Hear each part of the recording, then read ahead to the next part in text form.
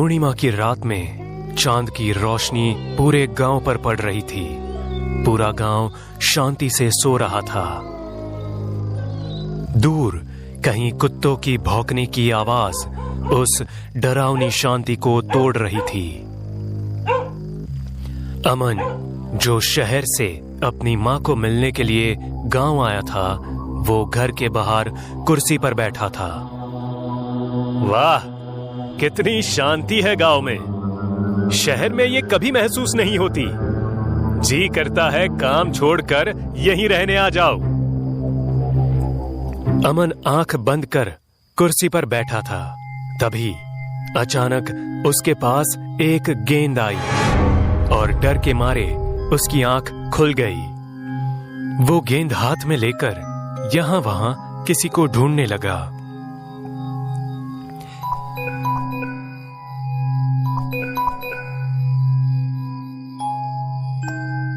इतनी रात को कौन खेल रहा है इस गेंद से? अमन वापस घर के अंदर जाने लगा। तभी उसे पीछे से किसी की आहट सुनाई दी। उसने मुड़कर देखा तो 15-16 साल का एक लड़का घर के सामने खड़ा था। वो लड़का दिखने में बहुत सुंदर था। उसकी नजर अमन के हाथ में जो गेंद थी उस पर थी। अमन उस लड़के की तरफ बढ़ा और अरे, कौन हो तुम और इतनी रात को यहां क्या कर रहे हो?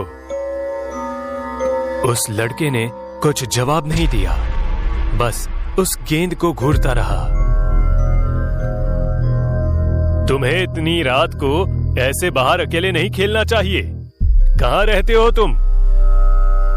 उस लड़के ने अमन की तरफ मुस्कुराकर देखा और दोनों हाथ फैलाकर गेंद मांगने लगा। अमन ने भी मुस्कुराकर उसे वो गेंद दे दी। जैसे ही उस लड़के ने गेंद ली, वो वहां से भागा और अंधेरे में कहीं गायब हो गया। अमन, खाना तैयार है बेटा, आ जाओ। माँ की आवाज सुनकर अमन घर के अंदर चला गया। बेटा, कल जाना जरूरी है क्या? 1-2 दिन और रुक जाते तो मुझे अच्छा लगता। नहीं माँ, मेरा जाना जरूरी है। बहुत सारा काम बाकी है। सुबह जल्दी उठकर चला जाऊंगा। तभी अमन को उसके बॉस का फोन आता है। Hello sir. अमन, एक अर्जेंट काम आ गया है। तुम्हें कल ही ऑफिस आना होगा। माँ, एक बुरी खबर है। मुझे आज रात को ही निकलना होगा। खाना खा के चला जाऊंगा। नहीं, बिल्कुल नहीं। चाहे तो तू कल सुबह निकल जाना, पर आज रात को नहीं। पर क्यों माँ?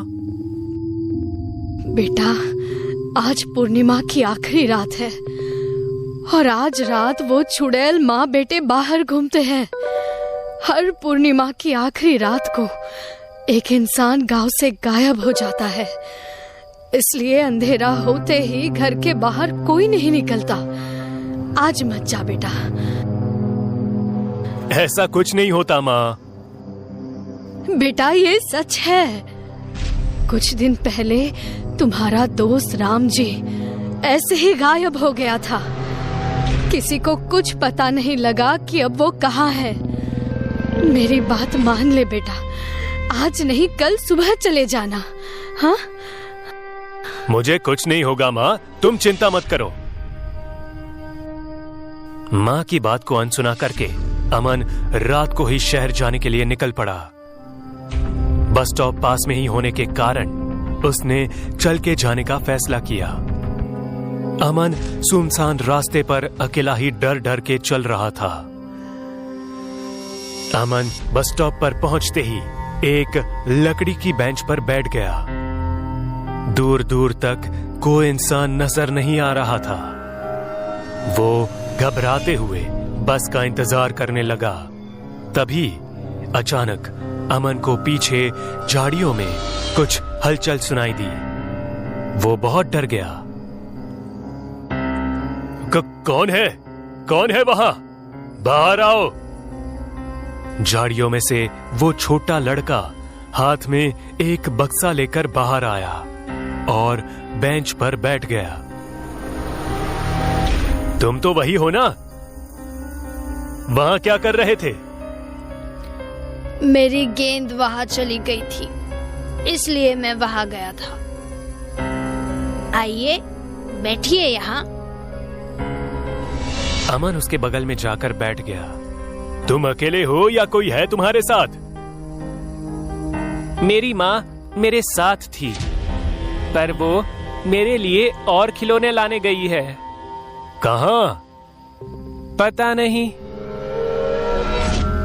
अमन को समझ नहीं आ रहा था कि वो क्या करे। छोटा लड़का उसके बक्से को आगे करके बोलता है, आप मेरे खिलौने देखोगे? ये रहे, बहुत सारे हैं। बक्से में कई प्रकार के इंसानों के पुतले थे। लड़का एक एक करके अमन को दिखा रहा था। अमन ने एक पुतला उठाया और बोला, अरे ये पुतला तो बिल्कुल मेरे दोस्त राम जी की तरह दिखता है, जो कुछ दिन पहले गांव से गायब हो गया था। ये तुम्हें कहां से मिला? पता नहीं, मेरी माँ कुछ दिन पहले ही इसे गांव से लेकर आई थी। अमन डर के मारे सोच में पड़ गया।